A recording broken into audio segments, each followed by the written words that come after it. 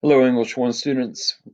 Picking up where we left off, we had just read a very short part of Sailing from Troy, and I just wanted, before we go any further, somebody drew on that. I wanted to just elaborate a little more. Um, in this particular chapter, Odysseus has already been gone 20 years, okay, and he's lost everything. He's lost his ship, he's lost his crew, he's like washed ashore in this island, and King Alcinous um, takes Odysseus in and offers him a ship to get back to Ithaca, but in exchange, he wants to hear of Odysseus's adventures. He wants to hear what had happened to Odysseus. Okay, remember this is a long, long time ago. They didn't have internet and Wi-Fi, so they were pretty bored, and any kind of a story they could get, they would take. So Odysseus agrees and starts to tell a story. And in this part right here, he just kind of provides right here where he says, "My home is uh, on the peak sea mark of Ithaca, under Mount Neon's windblown robe of leaves." He's just describing Ithaca, his kingdom, to Alcinous. And down here is important. He says, "I shall not see on earth a place more dear, though I have been detained long by Calypso." Okay, loveliest among goddesses. And Calypso is a goddess who loved Odysseus, and we will read that chapter and learn more about her later. But this is important because this part right here, "I shall not see on earth a place more dear." And also, if you go a little further, he says, "Where shall a man find sweetness to surpass his own home and his parents? In far lands he shall not, though he find the house of gold."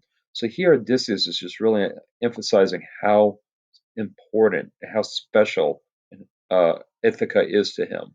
Okay, he really, it's just like a Wizard of Oz, if you've ever seen it. Dorothy says, "There's no place like home." That's another archetypal journey story, the Wizard of Oz. And if you recall in our previous lessons, we talked about archetypal stories. This is a journey story. In most journey stories, there is a destination or some object that the hero wants or needs. And in this case, for Odysseus, his destination is his home, where his family is. Um, what am I selling then from Troy? So now he's like, okay, so what happened after the Trojan War? What are those years of rough adventure weathered under Zeus? He describes how the wind had just carried him and his crew to this the coast of Cicones, okay? And this is where it's kind of an odd a way to introduce our heroes, if you will, but they end up at this like island, and there's a small village there. They're not a threat at all, but Odysseus and his men, they stormed the place and killed the men who fought. Okay, plunder we took, and we enslaved the women. So they attack this village. Our heroes do. Okay, and remember, Odysseus is, he's supposed to be the leader here, so he's not. None of them are acting well here. Now, admittedly, they're probably low on supplies, but you would think they would come in and maybe trade or offer for, ask for help, but instead they attack this place. And they go on, "Plunder we took, and we enslaved the women to make division equal shares to all.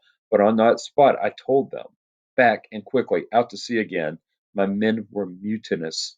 Mutinous meaning rebellious. So Odysseus, when he and his men attack, Odysseus kind of, I guess you could say, he realizes things have gotten out of control, so he orders his men back to the ship, but they refuse to go back.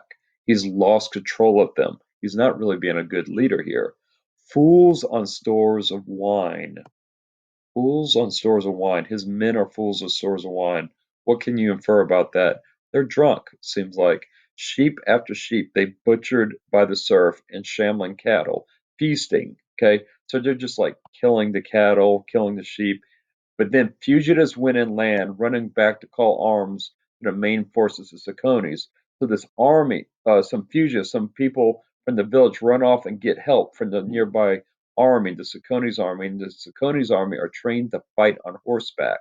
So Odysseus and his men fight the Cicones, but they do not win. Odysseus loses many men and they're driven away. Not a very good start for our hero, I would say.